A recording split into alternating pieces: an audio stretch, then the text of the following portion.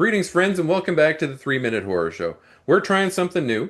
We're Brandon Reines, the filmmaker from Edmonton, is joining me from his channel Brandon versus Movies, and we are going to go over the Halloween movies one at a time until they're all done.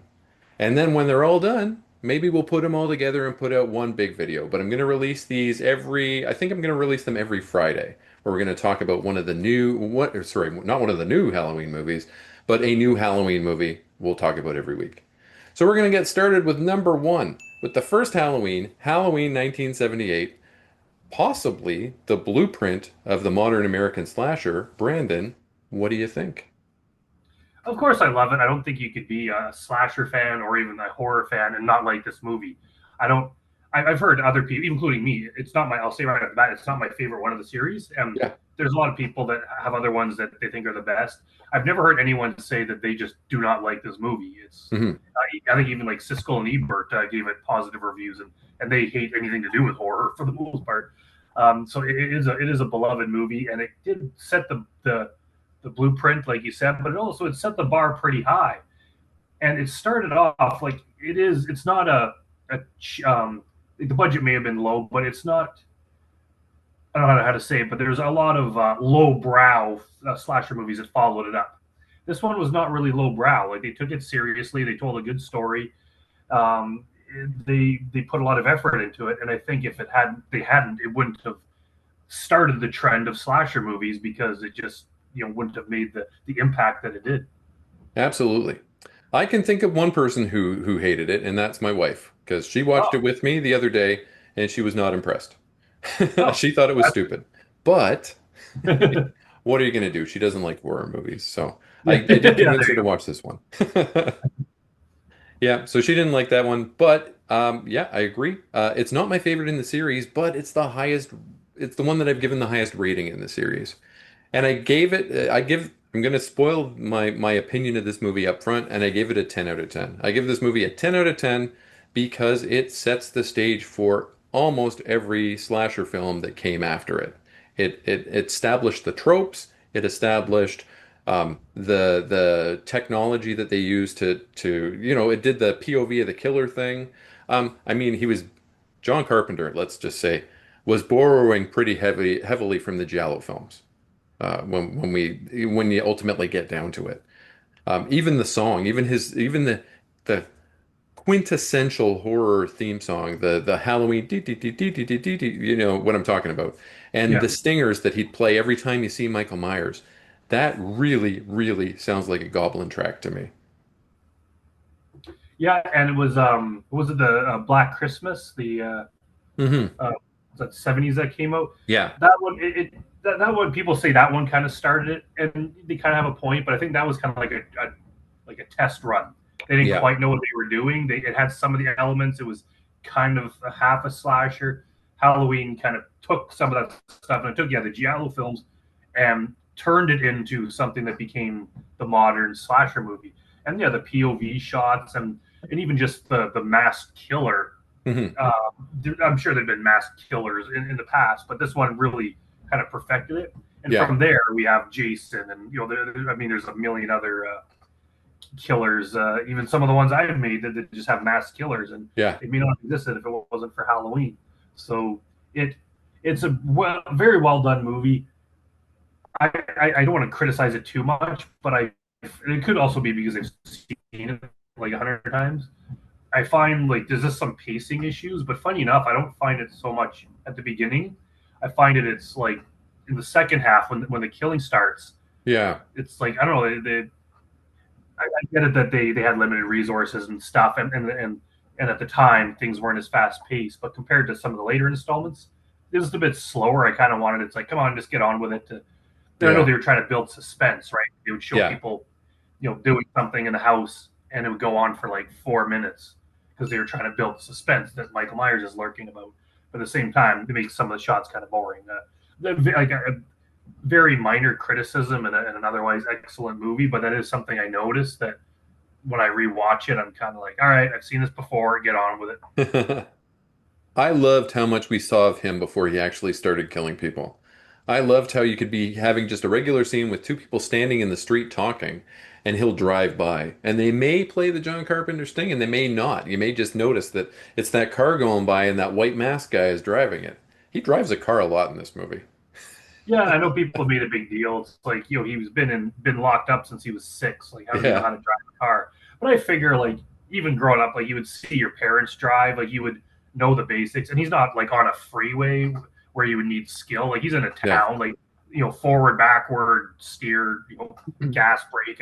I think he could yeah. figure that out. And watching TVs and movies when he's locked up, I'm sure he could have picked up the basics of driving. So I'm Hmm. not going to let that interrupt my enjoyment of the movie.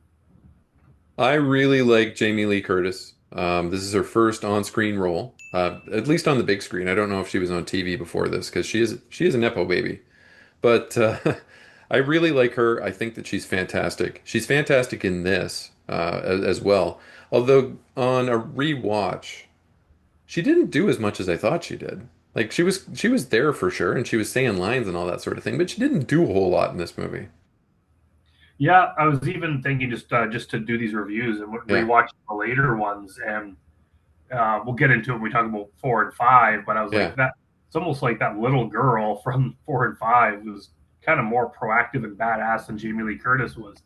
I think Jamie Lee Curtis went on to have a huge career. She's a good actor and everything, yeah, so people remember it being kind of better than it was. yeah, And I mean, it was fine. Like it doesn't make me hate the movie or hate the performance. yeah. I quite like a lot of those earlier parts of the movie, even though it takes a while to set up the story. But I just like some of those parts when there's not you just see the the teenagers going about their thing, and you see Michael Myers kind of stalking them, and Hmm. the slower build up. Like some of those parts are still very good and very effective. I almost like that part as much as I like all the killing at the end. Yeah, same here. Yeah, I really like that. With that scene where he's following the kid, where he's following, I believe his name is Tommy too, isn't it? It's I think so. another Yeah. Tommy, another horror Tommy. Yeah. But he's following that kid as he's just had his pumpkin smashed by some bigger kids, and he's doing the Charlie Brown walk home or the Michael Cera from Arrested Development walk home, looking at his feet, and Michael Myers is just kind of tracking him in the car, and we're looking through the point of view of Michael Myers. We're hearing him breathe and everything, just watching him, and then slow down like he's almost gonna grab this kid, and then speeds off. Yeah. Yeah. Yeah, you kind of got to wonder what's going through his mind because it's kind of different. We did the on my channel. We talked about the Friday the 13th series, and Hmm. say basically like with Jason, it's kind of like if you're in his way or if you invade his property, if you're basically in his space, Hmm. he'll kill you. Michael Myers is a bit different. As we'll see in Yeah. part 2, he'll be walking down the street with people around him Yeah. and just kind of ignores them. So he's very more selective about his targets, and it's like Tommy Doyle. He kind of could have grabbed him, but he didn't. Right? He just ignored him for some reason. So we don't know what's going on in his mind. I think Yeah. he thinks more than Jason does. Jason's just kind of like a mindless, like idiot, basically. Whereas Michael Myers, I think, has some sense, and for whatever reason, he does choose certain people to kill, but it's not just like everyone. He Hmm. singles people out rather than hey, if they're within 10 feet of him, he kills them. Yeah, and then they tried to explain that later, and we can talk about that when we get into the later movies. But Yeah, how he makes his selections, which I think is stupid, but whatever. yeah. Enter Dr. Loomis. Dr. Loomis is the worst doctor in the history of psychiatrists. Oh my God, he's terrible. His terribleness just starts in this movie. But played by Donald Pleasance, who apparently was drunk through the entire thing, and you can kind of tell. But yeah, from the beginning of the movie, okay, there's one thing that took me out of the movie. I didn't remember the scene where they were driving towards the mental hospital and Myers had broken out and released all of the patients. But at one point in time, when Dr. Loomis is out checking the door, I guess trying to figure out what happened, and the nurse is alone in the car, Michael Myers jumps up onto the hood of the vehicle, and for whatever reason, John Carpenter put in a $6 million man jump sound effect when he did that. And it took me out of it completely. I laughed out loud. I thought it was stupid. Yeah, that was really unnecessary, but I guess a minor. a minor detail. He just, it was 1978, and I guess he thought that was cool because they Pretty had cool. cool sound effects. But yeah, that was pretty bad. He was Yeah, probably Loomis. also high. Loomis is a great character. I like how as we see, like he progressively gets more intense and insane as he goes on, Hmm.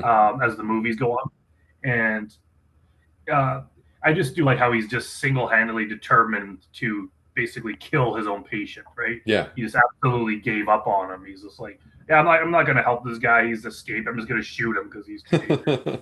Um, and you gotta admire the guy's determination. Like he spends how many movies just I'll tell you though, hunting down this patient and has no mercy for him.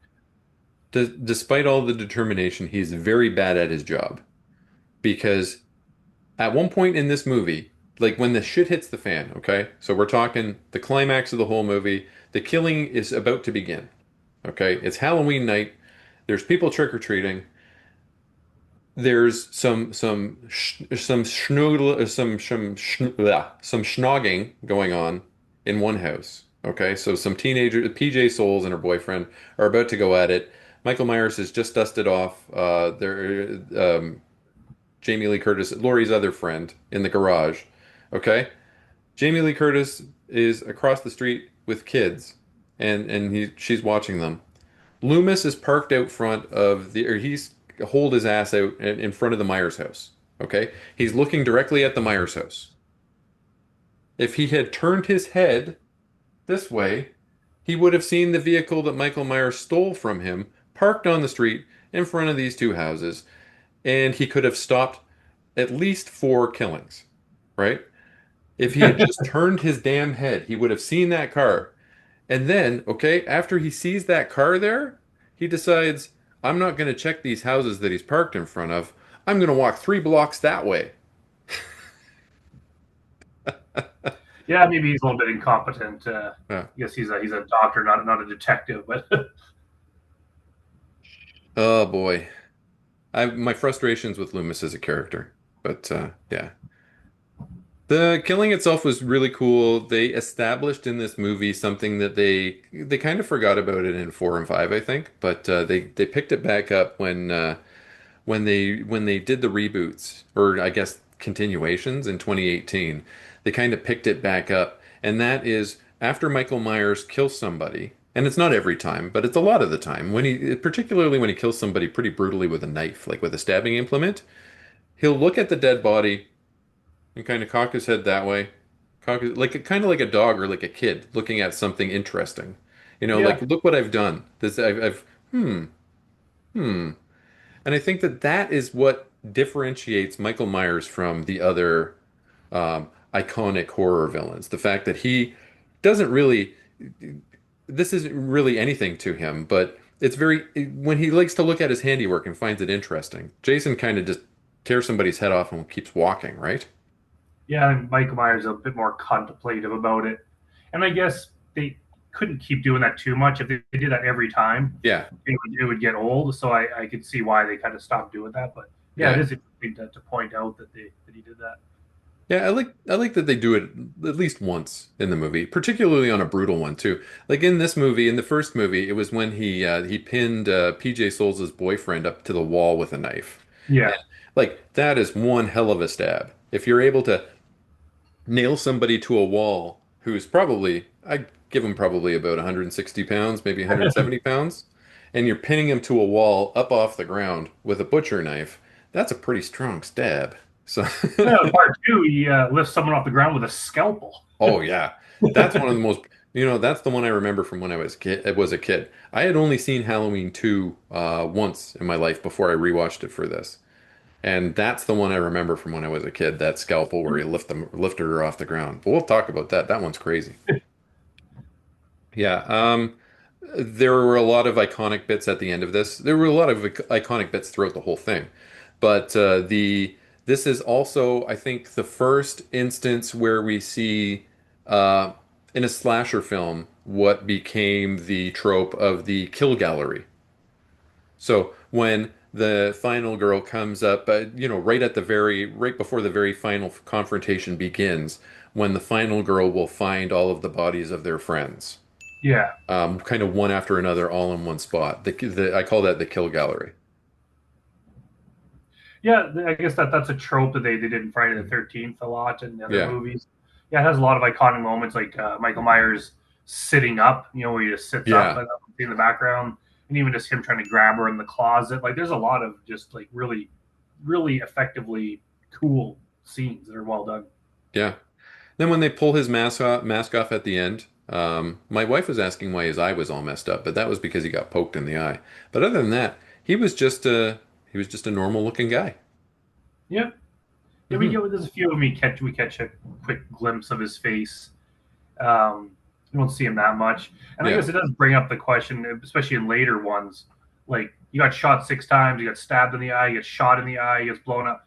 yeah, Obviously, he's has some sort of paranormal angle to him where he can yeah, regenerate his body. Like, they try to explain that kind of thing later on, and not very well. yeah. But he's kind of like Jason, where he's got to be some sort of powers because He has to. even a tough guy couldn't get shot in both eyes and continue on, right? They don't do another full mask off moment until the end of five, and Yeah, his yeah. face But now looks. that, Sorry?